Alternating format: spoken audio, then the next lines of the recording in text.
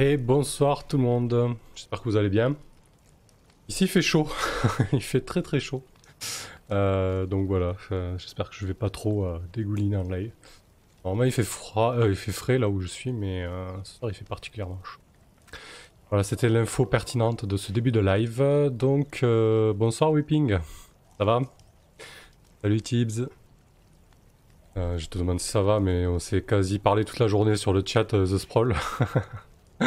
Donc je suppose que ça va. Donc quatrième session sur Iron Sworn. Salut Nicolas Joly. Donc on va retrouver Nadia et ses aventures. Je vais peut-être monter un petit peu la zik. C'est léger le fond là qu'il y a. Mettre un peu de gain. Voir que c'est bien. C'est vrai que là c'est pas très très fort. Le bien c'est que je peux monter chez vous sans me casser les oreilles à moi. Voilà. Ok, donc on va retrouver Sadia et ses aventures. Qu'est-ce qui s'est passé la dernière fois? Previously in Iron Sworn. Parti. Vous voyez déjà que je suis à un point d'élan, ce qui est misérable. Ça va donner un début d'aventure un peu compliqué. Sachant que je sais pas trop où je vais mettre les pieds là. J'ai un en provision. Pareil là c'est la misère, va falloir que j'essaie de mettre la main sur des provisions. Deux en esprit, ça commence à être un petit peu short du côté du moral pour Sadia. Et la santé, ça va, c'est bien remonté. J'ai fait un petit résumé de la session précédente. Je vais le lire. Voilà. Sadia a enfin rejoint Pont Blanc, non sans avoir eu une fin de voyage tumultueuse. Les deux femmes ont dû faire face à des faucheuses et s'en sont tirées de peu. Dans le cercle du pont, Sadia a retrouvé sa vieille amie, Lestara. Elles échangent des amabilités et Sadia essaie d'obtenir des informations sur la situation actuelle. Elle apprend que la forge exploite de manière intensive des collines de fer et a militarisé toute sa région. Ce qu'elle ne sait pas, c'est que Lestara complote notamment avec Blanc-Roc et laisse passer des armes au profit de ce cercle.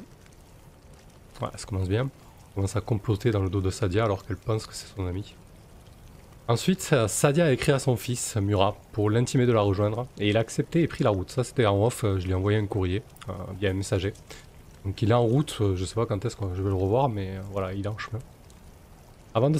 Pour Sadia, avant de se lancer en direction de la forge, qui semble correspondre à la position de la source corrompue des elfes, Sadia s'est rendue sur le lieu de la caravane brisée, car elle a promis à Lestara de retrouver la trace de son fils perdu. Oui, parce que Sadia avait croisé cette caravane brisée, et en discutant avec Lestara, Lestara lui a appris que son fils était parti au sud avec une caravane pour faire du commerce, et elle n'a plus de nouvelles. Voilà, il est censé rentrer il y a plus d'une semaine, et plus de nouvelles. Donc Sadia a rapidement fait le rapprochement entre cette caravane brisée et le fils de Lestara que j'ai nommé, mais je sais plus comment. Donc bon, ça sera le fils de Lestara, si quelqu'un s'en rappelle, ou peut-être que je remettrai le... Je sais pas, c'est pas très important en même temps. Pour l'instant, ça sera le fils de Lestara. Donc Sadia et Vera, alors je l'appelle tout le temps Vera, mais je crois que c'est pas Vera. Je vais m'y faire à force. Tac, j'ai mon petit... ma petite relation chip map là. Ah, c'est Wena, c'est pas Vera, c'est Wena. Donc Sadia est partie et retournée sur les lieux de... où se trouvait cette caravane brisée avec Wena. Et arrivée sur place, elle a trouvé une sombre mise en scène, une espèce de grand brasier encore allumé, avec tout un tas de morceaux humains, des bouts de bras, des bouts de jambes, des orteils, des doigts, ensanglantés et disposés dans des formes un peu ésotériques, ou en tout cas peut-être en vue d'un rituel dont elle n'a pas connaissance. C'était quand même assez inquiétant et plutôt morbide. Sachant qu'en plus de ça, Frigga, sa fidèle Corneille, l'a quitté. Voilà, c'était une des conséquences d'un sale move, donc j'ai plus Frigga pour m'aider. Je considérais qu'elle reviendra peut-être à mi-parcours de cette session, ou alors sur une belle réussite, ou on verra bien. Et la dernière manœuvre de la précédente session, c'était que Sadia avait fait appel aux augures, aux corbeaux donc, pour essayer de lui donner la direction des occupants de la caravane, ou au moins des brisés qu'elle avait croisés précédemment, avec qui elle avait réussi à éviter le conflit. Voilà. Donc je suis sur cette quête, ce vœu de fer, qui est connaître le sort du fils de l'Estara. C'est un vœu de fer dangereux, donc j'ai déjà 2 coches. Hop, on peut voir ici que connaître le sort de... Ah, Kimura, parfait. Je l'avais appelé Kimura, je l'ai noté sur le post-it de la quête. Comme quoi, je suis pas totalement à la masse. Donc revenir à la caravane, j'ai rempli la première étape en fait. De ce vœu de fer et on va voir ce que ça donne ensuite. Deuxième étape, ça va être retrouver les brisés. Parce qu'a priori, peut-être qu'ils en savent plus que Sadia en tout cas.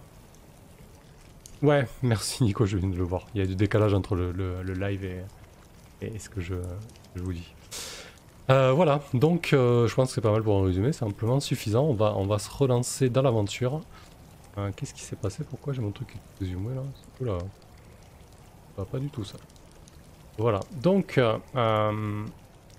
je pense que Sadia a conscience que les provisions viennent carrément en manquer, donc il va falloir réagir là-dessus. Elle a la direction donnée par les augures, les corbeaux, à l'est a priori. Elle se dit que les brisés sont nombreux, qu'ils avanceront certainement moins vite qu'elle et Wena. Donc elle va prendre le temps de trouver des provisions. Alors on rappelle qu'elle se trouve dans les Havres, au nord des Havres. On va remettre la carte. Alors j'ai repris un peu le fleuve, hein, voilà. Un peu plus logique géographiquement plutôt qu'un espèce de canal qui traverse tout, n'est-ce pas Nico? Voilà, donc j'ai refait un petit peu la géographie. Donc là on a la rivière qui est corrompue, et puisque l'autre c'est un fleuve, il se jette à la mer, bien évidemment. On a tous nos cours de géographie en tête, bref. Et donc on se trouve toujours dans les Havres, c'est vraiment une région la plus hospitalière mais sans être non plus la panacée. Mais voilà, c'est quelques bosquets, des collines, pas mal de plaines et a priori des ressources abondantes. Donc je pense que là cette fois-ci Sadia va tenter de chasser parce qu'il y a carrément besoin de pas mal de provisions et très certainement de protéines. Donc elle va se mettre en quête d'une proie, peut-être un cochon sauvage ou à minima un lapin, je sais pas. Donc on va voir un petit peu comment ça se passe. Elle, en plus de son épée, je pense qu'elle a dû partir de Pont-Blanc avec un épieu, parce qu'elle s'est rendu compte qu'en empruntant l'épieu à Wena la dernière fois, c'était plutôt pratique pour la chasse. Donc elle retrouve un peu ses instincts de chasseresse. Qu'elle avait un peu quitté lorsqu'elle s'était isolée du cercle. Elle était plutôt dans la cueillette et les herbes. Et bon, là, elle se rend compte qu'en voyageant et en ayant une activité physique soutenue, surtout en ayant été blessée, etc., elle a peut-être besoin d'un peu plus de quelque chose d'un peu plus protéineux. Bon, tant pis pour ceux qui pensent que ça sert à rien. Mais en tout cas, elle n'est pas en l'état, elle peut pas avoir autre chose sous la main. Elle se dit que c'est le plus simple et le plus rapide pour avoir un repas bien consistant. Donc allons-y, voir si elle trouve un cochon sauvage ou un lapin, quelque chose comme ça. Donc elle se saisit de son épieu, elle regarde Wena. Et les deux femmes vont tenter de chasser ensemble. La jeune Wena n'est pas spécialement discrète, donc Sadia prend toutes les précautions pour lui expliquer qu'elle va tenter d'approcher le bosquet qui est en face d'elle. C'est un grand bosquet, très boisé, un beau diamètre, il doit peut-être faire au diamètre d'une centaine de mètres. Et a priori, c'est vrai que dans ce genre de bosquet, il y a très souvent du gibier. Donc allons-y. Ravitaillement. Lorsque vous chassez, vous cueillez ou que vous fouillez, faites un jet d'astuce. C'est parti, premier jet de la soirée et peut-être premier échec. Donc c'est de l'astuce, je rappelle que Sadia par contre a 3 en astuce, donc c'est plus 3. C'est pas mal. Si c'est 3, 9, je bats les 2 chiffres, c'est un coup fort. Donc voilà une bonne chose. Ah, la musique s'est arrêtée. J'allais changer de piste au camp. Voilà, on va mettre des petits oiseaux et d'autres choses joyeuses. Alors, donc sur un coup fort, vous augmentez vos provisions de 2. Waouh, trop cool. Impeccable. J'en avais vraiment besoin. Sadia en avait vraiment besoin, donc c'est parfait. On repasse à +3 là. Je vais me sentir un peu plus à l'aise pour la suite des événements. Après, bon, je vais peut-être mettre de la couleur, quoi. Ouais, Sadia et Wena s'enfoncent dans le bosquet. Sadia repère des bruits sur sa gauche. Elle ordonne à Wena de se figer.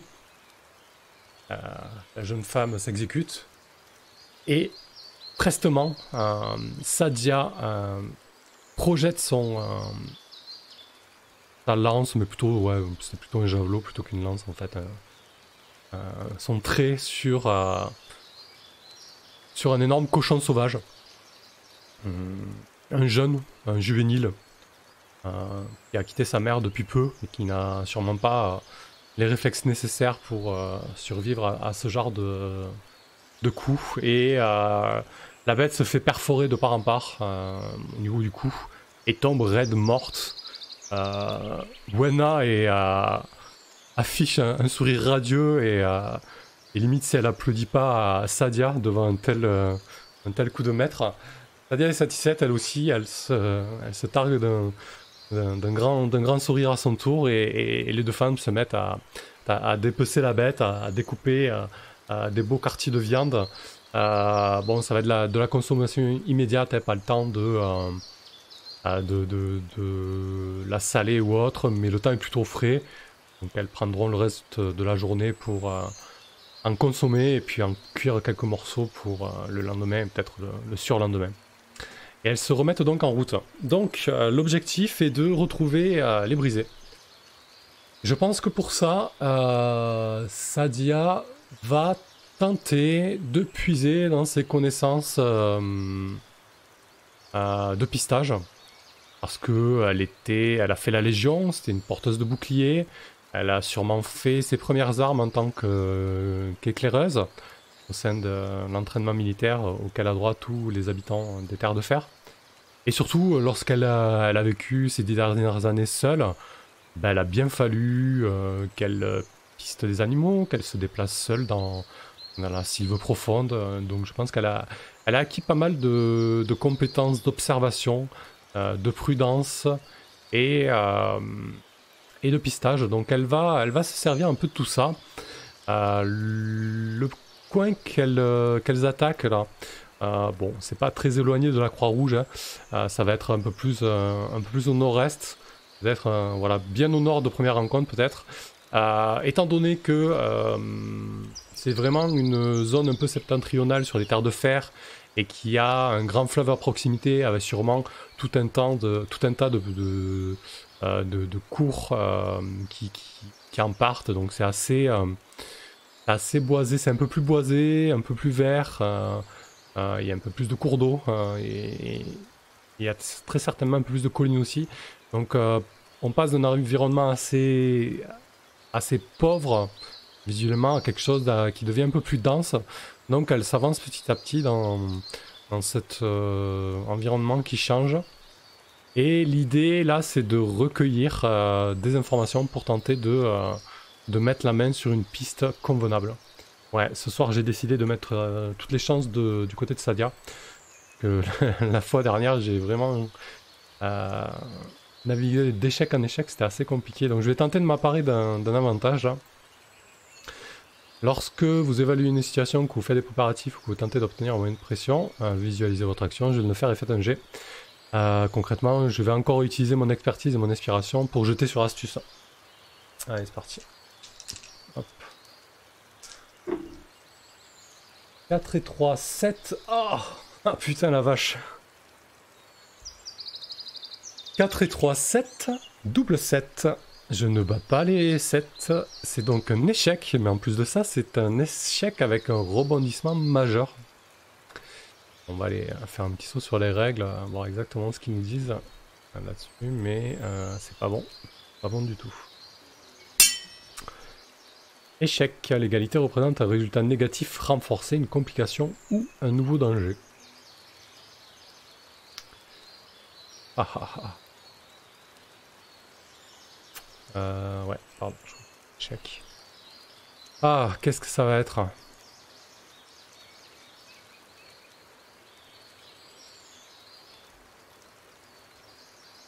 Hmm.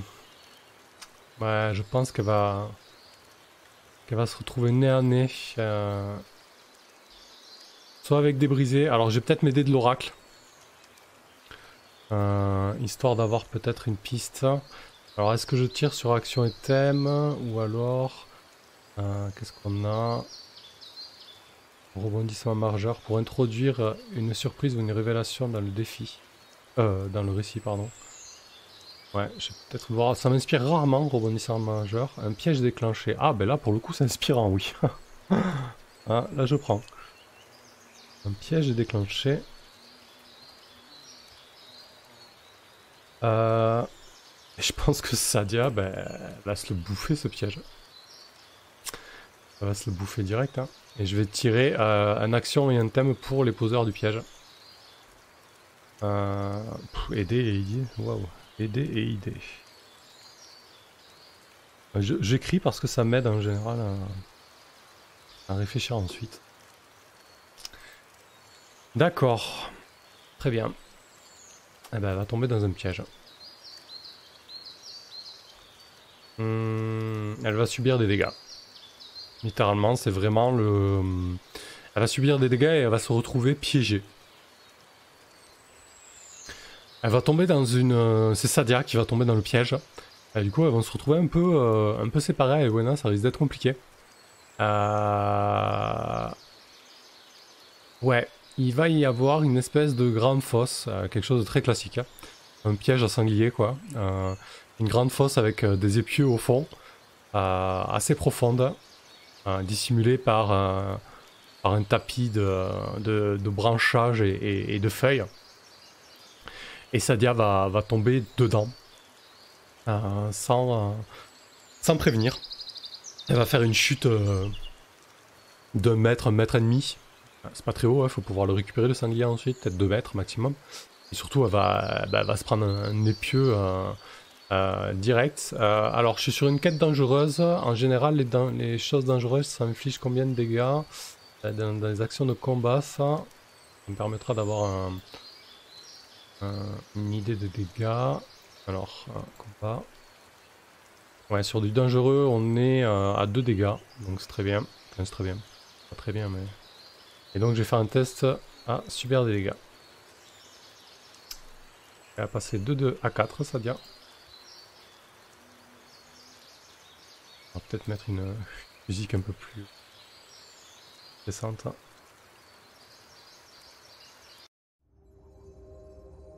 Hop, et je vais donc faire le jet de dégâts. Alors, subir des dégâts. Bonsoir, Netsab. Netsabes peut-être.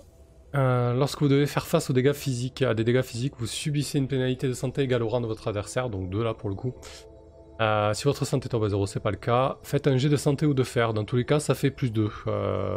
Donc c'est parti. Un jet sur plus 2. Allez, en espérant que j'ai un peu plus de chance sur ce coup-là. Ça commence très mal cette affaire. Si c'est de 8, je bats le 1, je bats le 6. C'est cool, c'est un coup fort. Parfait. Sur un coup fort, retenez l'une de ces 2 options. Serrez les dents. Si votre santé est supérieure à 0, vous pouvez échanger -1 d'élan contre 1 de santé. Putain, j'ai plus d'élan déjà. Épousez la douleur, vous gagnez +1 d'élan. Putain. Alors là, c'est délicat, hein. Soit je gagne 1 d'élan, mais je subis la douleur. Soit je gagne 1 de santé, mais je perds 1 d'élan. Et je me retrouverai à 0 en élan. Ouais, ça va être compliqué, mais j'ai pas non plus envie de me retrouver à -1 de santé, quoi. Enfin, à +1, pardon. Allez, je vais prendre 1 de santé de plus. Et je vais passer à 0 en élan. On verra ce que ça donne. Ok, Sadia est au fond du trou. Elle a un pieu, un bout de pieu qui lui a éraflé, qui lui a entaillé une bonne partie du mollet. Son mollet pisse le sang. Il y a vraiment, c'est un saignement abondant. Elle hurle de douleur. Par réflexe, hein, elle n'a pas l'idée de se taire. Peut-être qu'elle est dans un danger beaucoup plus grand. Et elle se roule de douleur et Et à un même moment a réalisé ce qui lui est arrivé. Elle a sûrement eu le souffle coupé par la chute. Et puis elle regarde autour d'elle, elle voit ces parois terreuses et vraiment verticales creusées de la main de l'homme. Elle voit ces épieux qui l'entourent. Et au-dessus d'elle, à 1,5 m, 2 mètres, Wena qui se penche au-dessus du piège et qui dit Sadia, bouge pas, je vais tenter de t'aider. La jeune fille est paniquée. Et du coup, Sadia lui dit sois discrète, j'ai fait beaucoup trop de bruit. Peut-être que les personnes qui ont posé ce piège sont à proximité. Essaie de trouver un branchage ou quelque chose comme ça, une longue branche, quelque chose qui me permettra de me hisser, de me tirer. Wena s'exécute. Elle cherche aux alentours. Bien évidemment, il y a tout un tas d'arbres, mais elle a juste son épieu. Elle a pas de scie, elle a pas de corde sur elle. L'épieu, c'est Sadia qui l'a, elle est en bas. À la limite, elle peut lui passer, mais ça va pas plus l'aider. Elle a pas besoin d'un épieu, elle a besoin d'un truc qui coupe, peut-être l'épée. Donc elle est vraiment désemparée. Elle cherche un arbre assez bas, quelque chose qui pourrait se briser facilement pour avoir ce qu'il faut pour tirer Sadia de ce trou. Pourquoi c'est... D'accord. Donc du coup, l'idée c'est que je vais agir face au danger à travers Wena, mais plutôt en utilisant... C'est un peu compliqué quand même là. Non, je pense que je vais... alors, pour traduire l'effet supplémentaire du double 7, c'est déjà très violent, hein. Je pense que je vais en payer le prix. L'idée, ça va être de faire un G avec un descend. Ma cam est pas terrible, non? Je suis en train de voir là. Pas, ah ouais, si, c'est pas terrible. Attendez, je vais baisser un peu le... Et moi, petit réglage. N'hésitez pas à me faire un retour sur le son de la cam. Bon, c'est vrai que c'est pas non plus essentiel, mais là je vois que c'est pas très propre. Voilà, c'est un peu mieux là. Encore ça. Voilà. Désolé. Donc, je vais jeter un dessin. Et il y a une chance sur 2 pour que les personnes qui ont posé ce piège arrivent. Donc sur 50 ou moins, il n'arrive pas. Et Wena aura le temps de me tirer... J'ai des trous dans le visage, mais ce n'est pas dérangeant. Ouais, je viens de les voir, merci. Sabé, je l'ai changé. Donc sur 50 ou moins, Wena aura le temps de me tirer hors du trou, mais ça ne veut pas dire que personne ne va arriver, ça va juste permettre à Wena et Sadia de pouvoir réagir un peu mieux. Et sur 50 ou plus, les personnes vont être très très proches, et là ça va être vraiment très compliqué. Allez, c'est parti. Bah voilà, 81. Les personnes sont à proximité. Super. Alors, Wena est vraiment en panique. Elle cherche une branche solide qu'elle puisse couper, etc. Elle tourne un peu en rond, elle n'arrive pas à trouver ce qu'il faut. Sadia l'appelle, Wena, qu'est-ce que tu fais? Et puis là, Wena se fige, alors qu'elle s'apprêtait à répondre à Sadia. Sadia sent instinctivement que quelque chose ne va pas. Et effectivement, elle entend des voix.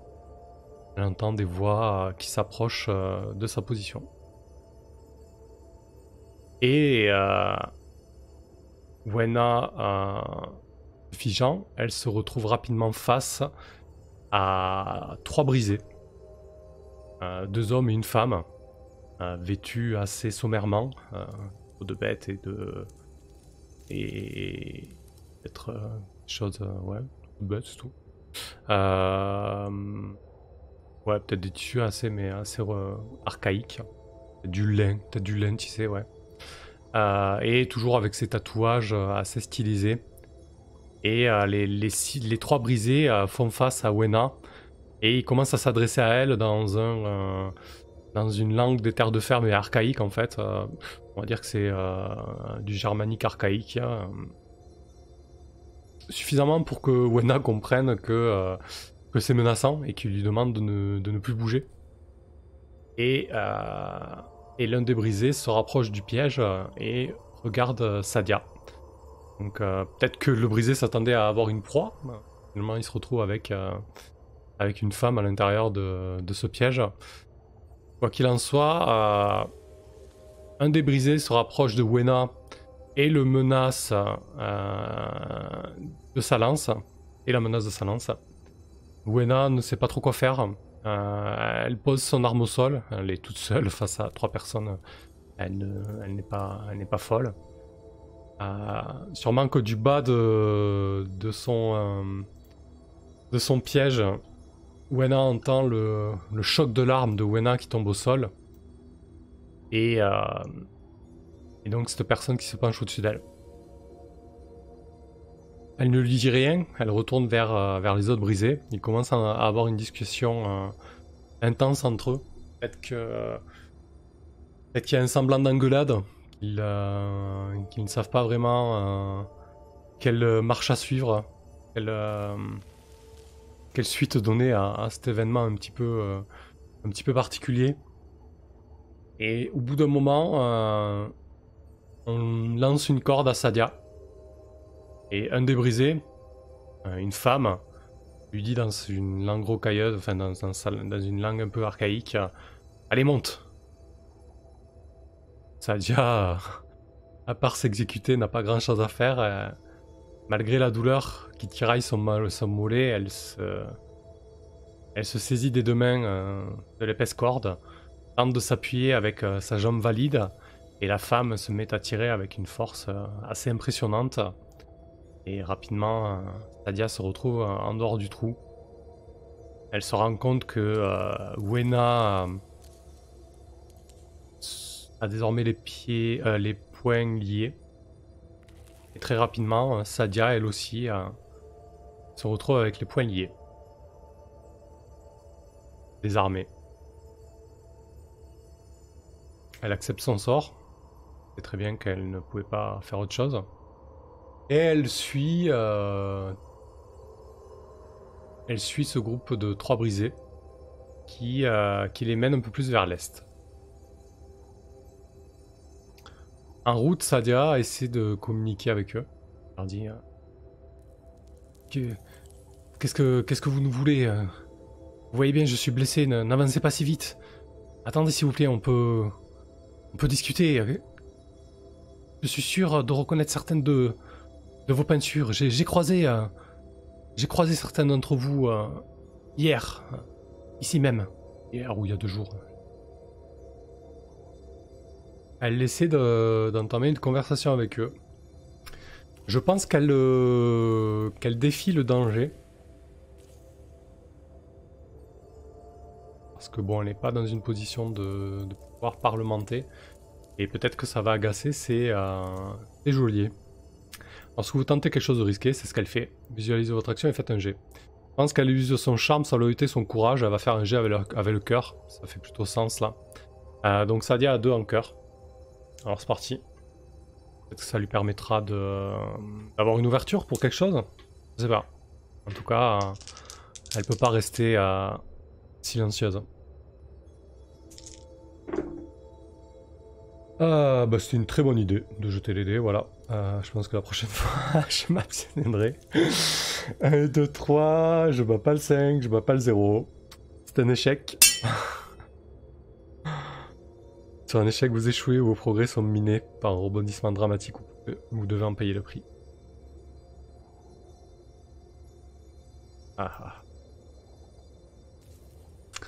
Payez le prix. Lorsque vous subissez le résultat d'une action, retenez l'une des options suivantes. Faites survenir le résultat négatif le plus évident.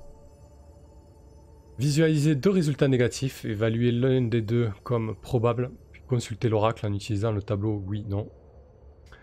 Faites un jet dans le tableau suivant si vous avez des difficultés à interpréter le résultat pour l'adapter à votre situation actuelle. Concrètement, que ça allait déterminer un peu ce jet, c'était l'issue de la communauté dans laquelle elle allait débarquer. Je pense que là, la communauté lui est franchement hostile. Et on va découvrir pourquoi. Car Sadia, après une bonne demi-heure de marche, arrive aux abords d'un camp de nomades de Brisé.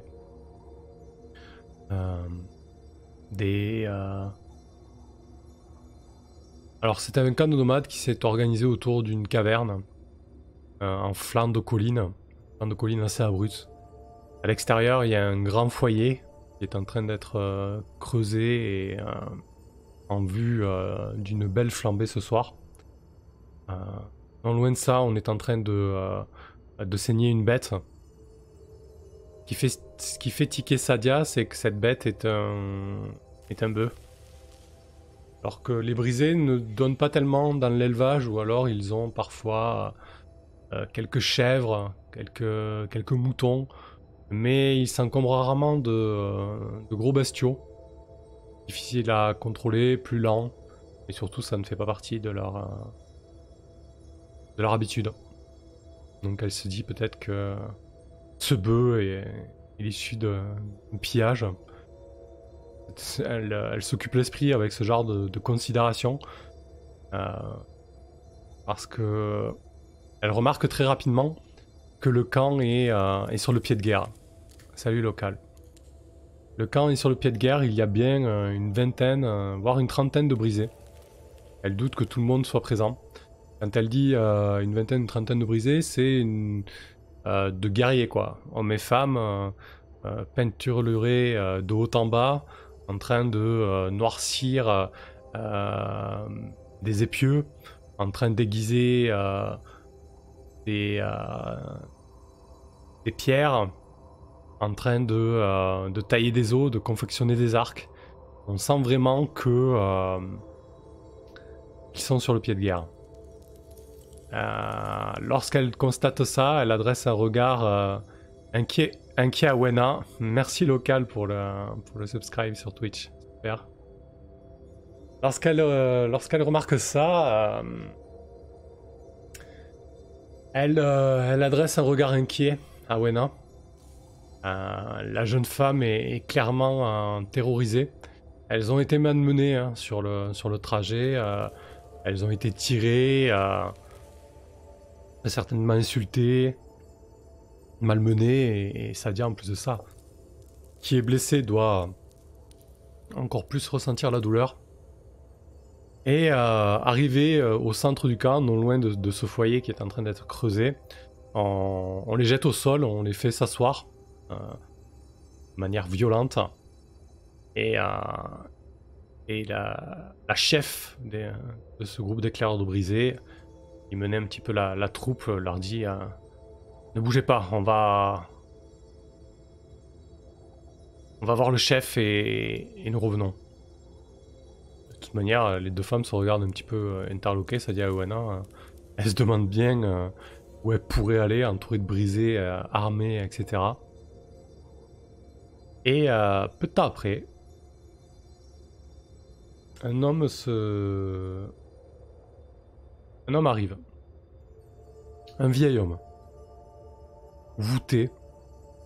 Il s'appuie sur un bâton noueux. Et très vieux en fait. Ouais, il doit être... peut-être que le bois est blanchi par le soleil. Et l'homme est très certainement, lui, cuit par le soleil. Donc il y a un contraste assez saisissant entre la peau brunâtre et ridée de ce vieillard et son bâton blanchâtre. Il porte des oripeaux, des vieilles frusques. Peut-être que Sadia y reconnaît des vêtements datant d'une époque révolue de l'Empire. Et il avance comme ça, en claudiquant un peu. Il peut-être... Ah ben, un druide, j'aime beaucoup l'idée en tout cas. Il s'avance des deux femmes, à proximité des deux femmes. Il ne parle pas. il garde la bouche fermée, même s'il a tendance à, comme font les petits vieux, ou les petites vieilles, à mâchonner, les lèvres fermées. Sadia remarque rapidement qu'il a très certainement plus de dents. Et il les observe longuement. Ses yeux sont voilés. Il pense qu'il est aveugle. Il a un voile blanc devant les yeux. Et pourtant, il semble les observer intensément. Surtout Sadia. Sadia a la présence d'esprit cette fois-ci de se taire. Et de laisser le vieillard en initiative. Au bout d'un moment, le vieillard prend la parole et dit qu'est-ce que vous faites aussi loin de vos cités murées? Vous faites aussi loin du confort de vos chaumières? Armée qui plus est. Sadia tourne sa langue cette fois dans sa bouche avant de répondre. Je pense qu'elle va tenter de... Est-ce qu'on peut jauger quelqu'un dans ce jeu? Je pense oui, avec récolter des informations ou alors évaluer une situation ou faire des préparatifs. Ouais non, ça va être plutôt s'emparer d'un avantage. Je pense que Sadia, comme j'ai beaucoup décrit de vieillard, etc., elle jauge vraiment. Elle essaie de savoir un petit peu de quel bois il est fait. Voilà, l'intonation de sa voix, s'il est vraiment menaçant. Voilà. C'est vraiment lui le chef. Est-ce qu'il est pour cette communauté? Et elle essaie d'observer un petit peu la réaction des gens autour lorsque le vieillard s'est approché et lorsqu'il s'est adressé à elle. Donc elle tente de l'évaluer, d'évaluer la situation. Elle va user de son expertise, de son inspiration. Avec astuce plus 3. Allez, un petit peu de réussite s'il vous plaît. 2 et 3, 5. C'est un coup fort, super. Un mes dessins. Sur un coup fort, vous obtenez un avantage. Choisissez l'un des deux bénéfices suivants. Vous prenez le contrôle. Déclenchez une autre action immédiatement. Sauf une action de progrès. Vous gagnez plus 1 sur cette dernière. Ça, c'est bien ça. Vous vous préparez à agir, vous gagnez plus de élan.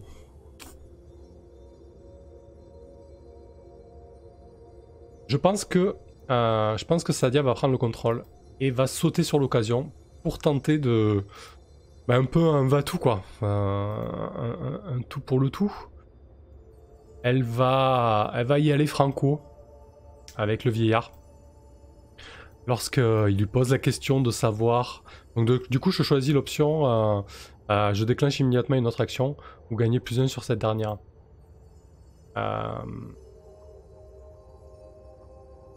On verra quelle action ça va être, mais en tout cas, lorsque le vieillard lui pose cette question, Sadia lui dit nous essayons d'empêcher un conflit majeur dans la région. Je suis Sadia. Certains dans mon cercle, feu mon cercle, certains me nomment Sadia la Sage. Je vivais autrefois dans le grand cercle première rencontre, celui qui est niché entre les 3 collines. J'imagine que vous voyez de quel cercle emmuré je veux parler.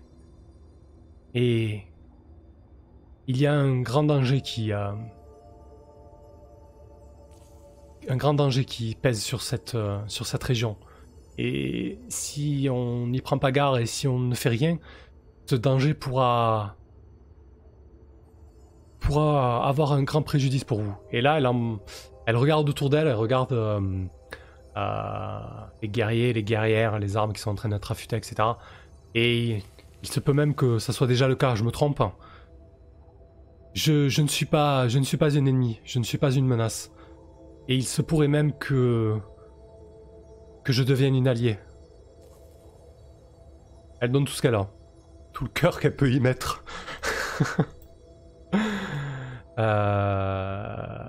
Ouais, elle est très énigmatique, mais je pense que du coup, elle explique un petit peu que il y a un conflit armé qui couve entre Première Rencontre et Blanc-Roc. Donc, elle explique que c'est les deux grands cercles de la région.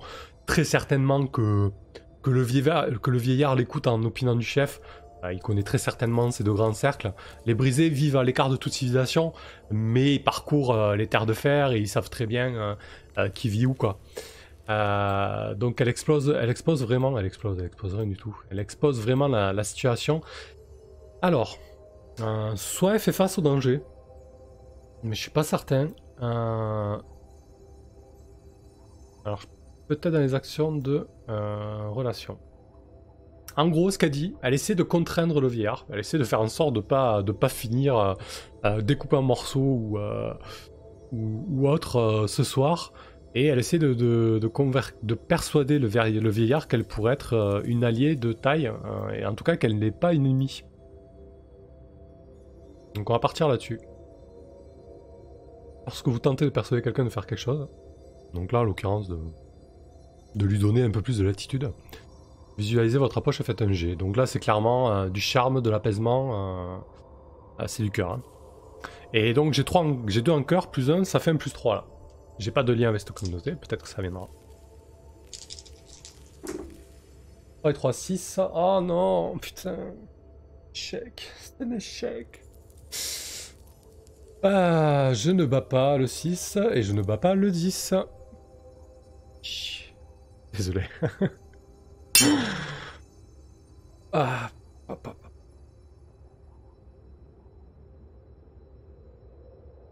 Sur un échec, la personne refuse. Ou elle vous fait une demande qui vous sera très coûteuse. Va en payer le prix.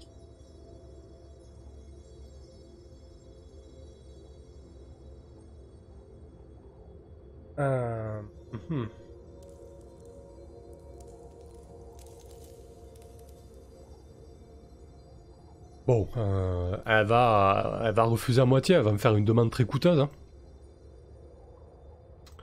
Qu'est-ce qu'il pourrait me demander?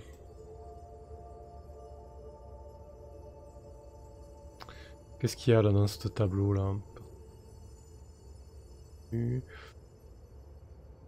Peut-être un petit coup d'oracle, voir s'il y a une action et un thème qui m'inspire pour cette demande. Ouais, et bien tips, hein, c'est clair. Peu léger pourri. Créer et territoire. Ah! Le vieillard.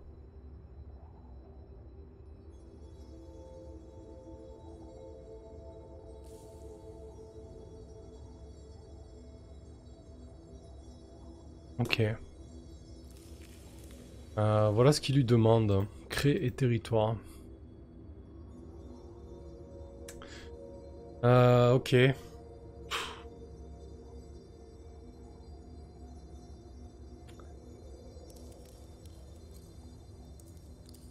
Ouais. Je pense qu'il va demander à Sadia de trahir son camp. Enfin, en partie son camp. Et de les aider. En fait, le vieillard va lui expliquer un petit peu ce qui se passe. C'est eux qui ont dressé ce feu là à la caravane, qui ont disposé ses membres, etc. Il explique à Sadia que depuis plusieurs mois, les gens de première rencontre, les légions de première rencontre, ne cessent de faire des sorties et des escarmouches, notamment à l'encontre des brisés, puisqu'ils prennent petit à petit des avant-postes, des points stratégiques, des points géographiquement stratégiques. Et il leur parle d'une colline qui se trouve un peu plus au sud, donc en fait on va mettre la map entre la position actuelle de... Alors Sadia elle est partie un peu plus au nord là. Non, c'est l'autre. Elle est partie un peu plus... Oula. Là.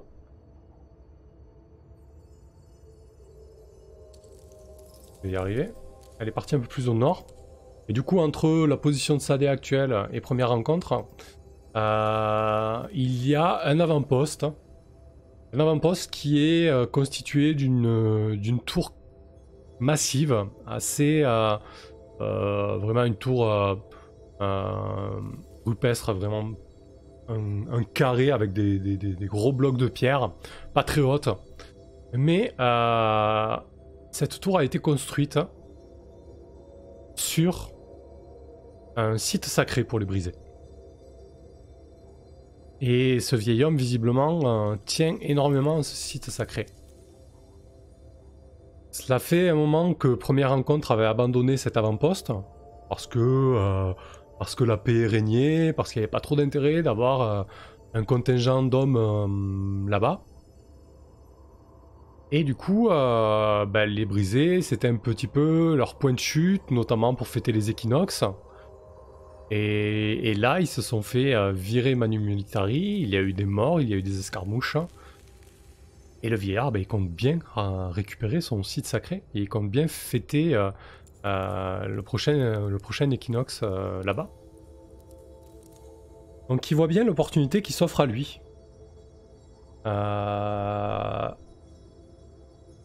Avec l'aide de Sadia. En gros, ce qu'il lui propose, c'est que Sadia aille avec une troupe de brisés qui seront dissimulés, aille là-bas avec juste Wena, un peu comme des membres du cercle, se présenter à cette tour en disant nous avons besoin de passer la nuit ici, je suis Sadia, la sœur de Zan, la mère de Murat, ouvrez-moi les portes quoi. Du fait de mon statut, ça ne peut pas se passer autrement. Et donc du coup, Sadia sera un peu le cheval de Troie des brisés. Donc voilà, ça pose un énorme dilemme moraux à Sadia. Mais là concrètement, c'est ça ou la mort quoi. Ça va être ça. Elle va s'y résigner. Elle se dit que de toute manière, elle essaie de se rassurer avec le fait que de toute manière, les personnes qui doivent être placées là sont sûrement des sbires et des personnes loyales envers Zan. Je suis plus très sûr du nom. Bien ça.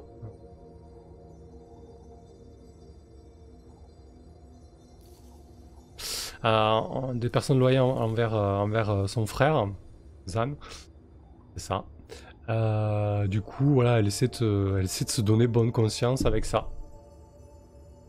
Alors, ça va être une étape supplémentaire. Ça va pas être un nouveau vœu de fer. Ça va être une étape supplémentaire. Alors, j'ai retrouvé les brisés. C'est bien. J'ai pas fait que les retrouver, mais j'ai franchi une étape de plus.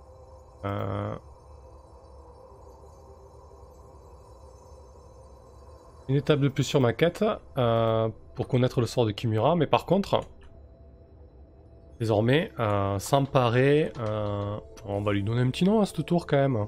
Elle aura peut-être son importance plus tard. Lieu et description, non. Bon, nom de village, mais bon. Faire une association. Ouais, pertinent. Ah, il y avait troupe de village, ça aurait pu être intéressant avec les brisés, mais tout s'est bien passé. Ouais. On l'appelle le bloc, tout simplement. Allez hop, on va pas...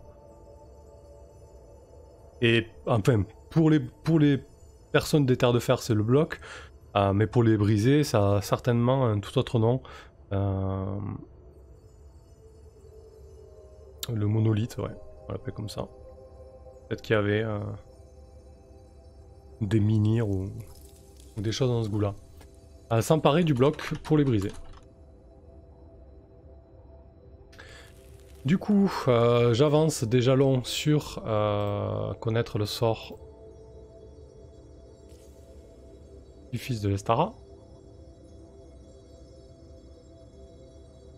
Parce que du coup, la tour de Saruman, ouais, elle est un peu plus modeste, je pense. Hein. Parce que du coup, le vieillard sous-entend quand même à Sadia, il sait ce qui s'est passé au niveau de la caravane. Mais c'est pas au vieux singe qu'on apprend à faire des grimaces. Il garde ça sous le coude, ce petit enfoiré. Il dit non, non, tu n'auras pas l'info tant que, tant que tu n'auras pas aidé mon clan à récupérer notre lieu sacré. Donc c'est parti, c'est parti, c'est parti. Alors je pense qu'on va faire une ellipse là-dessus, concrètement. C'est vraiment, un encart dans cette quête, donc je vais pas refaire un voyage. On va juste narrer ça. Donc Sadia s'équipe, Wena aussi, et elles sont accompagnées de quasiment tous les brisés valides, hein, une bonne quinzaine de brisés, pendant que le reste du camp se met en route aussi le lendemain, mais ils arriveront beaucoup plus tard, parce qu'ils sont beaucoup plus lents avec toutes les affaires, etc. Là c'est vraiment une première vague pour s'emparer du roc. Du bloc, je l'ai appelé le roc.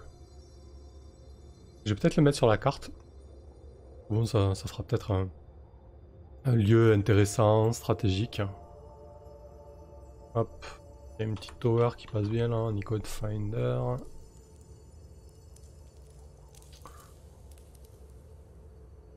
Un peu voir là, pour de rester, voilà.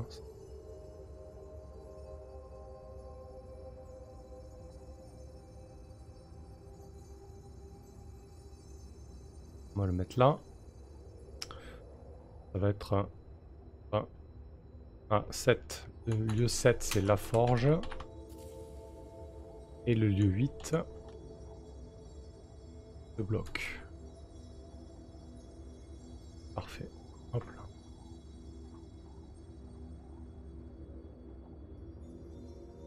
Voilà. Et voilà. Donc, un jour de marche. Bien évidemment, les brisés veulent arriver de nuit. Parce que ou du moins lorsque au moins le crépuscule s'installe. Histoire de prendre un petit peu par surprise les soldats de première rencontre, les légionnaires qui sont dans cette tour. Et ce sera beaucoup plus crédible aussi lorsque Sadia demandera l'asile auprès de la tour. Salut Rask. Ça va? Qui fait frais chez toi? Ok. Donc le crépuscule s'installe, la troupe arrive à proximité du bloc. Les brisés restent dissimulés en contrebas. Donc j'imagine que le bloc, cette espèce de tour massive, se trouve vraiment sur une petite colline. Et en contrebas, il y a peut-être un bosquet. Le reste est assez défriché, déboisé. Mais du coup, les brisés arrivent quand même à avancer de manière dissimulée. Ce sont des personnes qui vivent en permanence dehors. Donc ils ont l'habitude de ce genre d'opération. Mais ils savent très bien que s'ils s'attaquent à la tour de front, ils vont se faire massacrer, hein, ne serait-ce qu'avec les armes de jet, etc. Donc autant avoir les portes ouvertes, c'est quand même beaucoup mieux. Donc Sadia et Wena se présentent à la porte de la tour. À mi-chemin, il y a une espèce de chemin qui serpente comme ça dans la colline et qui monte vers le bloc. À mi-chemin, peut-être à une trentaine de mètres de la porte principale, il y a quelqu'un qui elle, les deux femmes. Une voix féminine. Qui est là? Qu'est-ce que vous faites? Donc Sadia avançait à la lueur de la torche, hein, pour ne pas attirer l'attention plus que de raison. Elle baisse la torche au niveau de son visage, histoire d'être éclairée, paraître moins menaçante. Elle dit je suis Sadia, celle qu'on appelle Sadia la Sage. J'ai quitté Première Rencontre voilà des années, mais vous devez me connaître. Je suis la sœur de Zan, la fille de Murat. Je parcours le Havre, je viens de Pont-Blanc. Je suis allé quérir des nouvelles dans ce cercle. Je fais une halte ici avant de rendre visite à mon frère demain et de retrouver mon fils. Je réclame l'hospitalité qui est due à mon rang. La femme qui se trouve en faction sur le pinacle de la tour hésite un moment. Elle dit ne bougez pas, je vais voir le capitaine. Sadia et Wena en profitent pour s'avancer au niveau de la porte. Puis la jeune femme se représente à nouveau en haut de la tour. Et elle dit comment on va l'appeler le capitaine? Un petit coup d'oracle. Un nom de personnage. C'est Tara, mais il est partout ce démon, c'est fou. Hop, ça c'est féminin. Un Kamar, allez. Capitaine Kamar. Ça fait presque Capitaine Connard, bon désolé. Capitaine Kamar, je suis fatigué je crois. J'ai le cerveau qui brille. Peu de temps après, Capitaine Kamar se présente à la porte. Les deux grosses portes en bois, c'est du bois épais très certainement. Ouais, du chêne avec renforcé de fer, avec une imposante serrure. Qu'est-ce que je dis, une serrure? Il n'y a pas de serrure sur des portes comme ça. Elle doit entendre derrière la porte un grosse barre en bois qui est retirée. Puis une des deux portes s'ouvre suffisamment pour que deux personnes passent, et notamment le capitaine Kama. Il y a de fortes chances que Sadia le connaisse. C'est un homme qui a la quarantaine d'années. Le visage couturé de cicatrices, parsemé de cicatrices. Chauve, le crâne rasé, pour oublier sa calvitie. Assez sec, assez nerveux, plutôt petit. Il doit arriver, il doit faire la même taille que Sadia, 1m65, 1m70. Il est pas bardé de fer, il est pas descendu en armes, en habit civil. C'est-à-dire un pantalon en lin beige, un peu ample, une chemise en lin rougeâtre, assez vive. Et du coup, il dit Sadia, voilà 10 ans que tu as quitté première rencontre. Je te cache pas que je suis étonné de te voir ici ce soir. Qu'est-ce qui me vaut cette visite? Il est méfiant. Il est clairement méfiant, il se dit mais qu'est-ce qu'elle fait là quoi? Elle est sortie de sa grotte, elle se trouve à des jours de marche de chez elle, au nord, truc qui tourne pas rond quoi. Rask, c'est peut-être que tu as tiré ton principal trait de caractère en même temps que son... Ouais, je sais pas. Et du coup, Sadia va lui dire je viens de Pont-Blanc, j'ai décidé de quitter ma retraite et de revenir auprès des nôtres, notamment auprès de Zan et de mon fils Murat. J'ai cru comprendre que la région connaît quelques troubles et le devoir et la loyauté m'a rappelé. Elle ment éhontément. Mais elle n'a pas d'autre choix hein, que de mentir. C'est qu'elle a une épée de Damoclès au-dessus de la tête. Elle observe un instant Kamar. Il est possible qu'elle ait entraîné Kamar, parce que Sadia doit avoir... Ouais non, même pas. On va dire qu'il... Quel âge j'avais dit pour Sadia? 45, 50 ans? Ouais, peut-être qu'elle a instruit Kamar lorsqu'il a fait son service auprès de la Légion. Elle se rappelle d'un jeune homme impétueux, vigoureux, plutôt intelligent, plutôt avec du cœur, quelqu'un de bien. Et lorsqu'elle lui sert ce mensonge et lorsqu'elle imagine le sort qui l'attend, elle ne peut s'empêcher de déglutir et vraiment de se sentir mal. Wena a pour instruction de fermer sa gueule. Non pas qu'elle n'a pas les capacités de parler, mais elle ne veut pas mêler Wena à ça. Elle ne veut pas que Wena mente pour elle. Et justement, lorsqu'elle pense à ça, Kamar adresse d'un coup de menton un regard à Wena. Et il bloque un moment sur elle. Très certainement qu'il est au courant que c'était une fidèle de Ada, le frère mort. Et peut-être que Kamar, ça fait longtemps qu'il est, en instance, placé ici, donc bon, il a peut-être pas eu vent de de tous les troubles ou de toutes les choses qu'il y a eu entre temps. Quoi qu'il en soit, ça le fait tiquer un petit peu. Mais surtout, on va voir comment ça se passe. Mais on va voir comment ça se passe après la pause, les amis. Ça fait une petite heure que je joue. On va faire une petite pause de 5 minutes. Buvez un coup, dégardez-vous les jambes. Et on se retrouve dans 5 minutes. A tout de suite.